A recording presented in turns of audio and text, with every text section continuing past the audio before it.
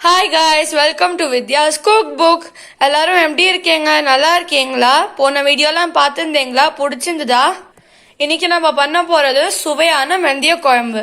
வாங்க எப்படி பண்றதுன்னு பார்க்கலாம். வெந்தய குழம்புக்கு தேவையான பொருட்கள் இதெல்லாம் வறுத்து அரைக்கிறதுக்கு 2 டேபிள் ஸ்பூன் பச்சரிசி, வெந்தயம் 1 டீஸ்பூன், உளுத்தம்பருப்பு 1 டீஸ்பூன், கருப்பு எள்ளு 1 டீஸ்பூன். இது உங்களுக்கு ஆப்ஷனல், வேணும்னா போட்டுக்கலாம், இல்லாட்டி வேண்டாம், தப்பு இல்லை. 6 வரமிளகா. இப்போ நம்ம குழம்புக்கு தேவையானது என்னென்னு பார்க்கலாம். நான் தக்காளி பழ சைஸ் புளியை எடுத்து நல்லா கரைச்சி திக்காக வச்சுருக்கேன். ஒரு சின்ன கத்திரிக்காவாக 4 எடுத்து இந்த மாதிரி பொடி பொடியாக நறுக்கி வச்சுருக்கேன். நம்ம கத்திரிக்காய் இல்லாட்டி வெண்டைக்காய் போட்டுக்கலாம். நாம் இன்னைக்கு கத்திரிக்காய் போட்டு பண்ண போகிறோம். 2 தக்காளி, 1 வெங்காயம், தாளிக்கிறதுக்கு 2 வரமிளகா, கொஞ்சம் கறிவேப்பிலை, கடுகு, உளுத்தம் பருப்பு, கடலைப்பருப்பு, வெந்தயம், ஜீரகம் எல்லாம் 1/4 டீஸ்பூன் எடுத்து வச்சிருக்கேன். மஞ்சப்பொடி, பெருங்காயம் 1/4 டீஸ்பூன். வாசனைக்கு 1 டீஸ்பூன் சாம்பார் பொடி. சாம்பார் பொடி இல்லைன்னா இட்லி மிளகா பொடி போட்டுக்கலாம். அப்போ இட்லி மிளகா பொடி போடும்போது அந்த எள்ளை நீங்க போட வேண்டாம். அப்போ உப்பு தேவையான அளவு, எண்ணெய் 3லேருந்து 4 டேபிள் ஸ்பூன். நம்ம எல்லாத்தையும் எண்ணெய் விடாம வறுத்துப்போம். பேன் நல்லா காஞ்சிடுது. எனக்கு மிளகா, உளுத்தம் பருப்பு, வெந்தயம் இதை நம்ம கொஞ்சம் வறுத்துக்கலாம். இந்த வெந்தய குழம்புக்கு காம்பினேஷன் பருப்பூசலி ரொம்ப நல்லா இருக்கும். நாங்க உங்களுக்கு அடுத்த வீடியோல பருப்பூசலி பண்றது எப்படின்னு போடுறோம். இந்த ஸ்டேஜ்ல அரிசி, எள்ளு எல்லாத்தையும் நல்லா வறுத்துக்கலாம்.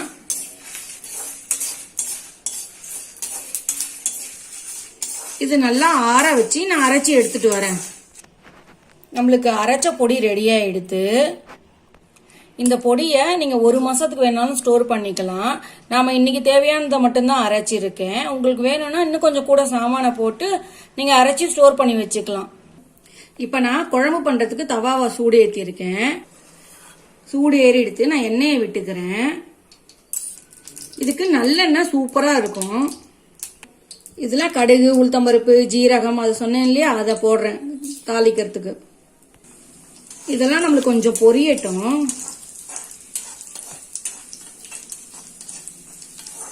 இந்த வெந்தய குழம்ப நீங்க வெறும் சாம்பார் பொடி கூட போட்டு பண்ணலாம். இந்த மசாலா இல்லைன்னா உங்களுக்கு தப்பு இல்லை. ஆனா டேஸ்ட் கொஞ்சம் டிஃபரெண்டா இருக்கும். நல்லா பொரிஞ்சிடுச்சு. இந்த ஸ்டேஜ்ல வெங்காயம், தக்காளி இத கொஞ்சம் வதக்கிக்கிறேன். நம்மளுக்கு வதங்கிடுச்சு. நான் இந்த ஸ்டேஜ்ல கத்திரிக்காவை போட போறேன்.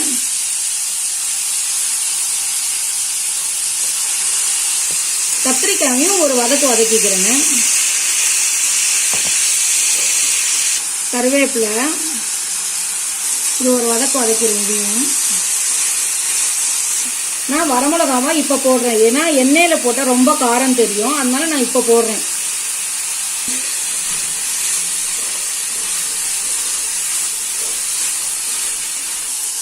மஞ்சள் பொடி, பெருங்காயத்தை போடுறேன். சாம்பார் பொடி இதெல்லாம் நல்லா ஒரு பெரட்டிக்கிறேன்.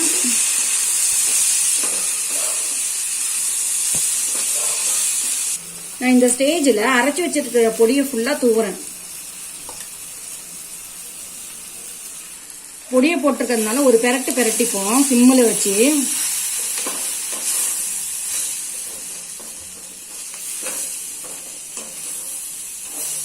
நான் குழம்புக்கு தேவையான அளவு உப்பு போடுறேன். நல்லா வதக்கிக்கிறேன்.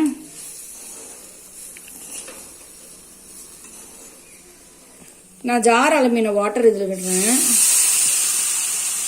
அப்புறம் புளிக்கரசலையும் நான் இதுல விடுறேன். இது நல்லா கலக்கி விட்டு நல்லா ஒரு கொதி நல்லா கொதிக்க விட்டோம், பச்சை வாசனை போற வரைக்கும். இங்க பாருங்க, நம்மளுக்கு குழம்பு ரெடி ஆயிடுச்சு. நான் 10 நிமிஷம் சிம்ல வச்சு நல்லா கொதிக்க வச்சிருக்கேன். இங்க பாருங்க, காயெல்லாம் வெந்து நல்லா இருக்கு பாருங்க. குழம்பு ஆயிடுத்து, நம்ம இறக்கிடலாம். சுவையான வெந்தய குழம்பு ரெடி ஆயிடுத்து.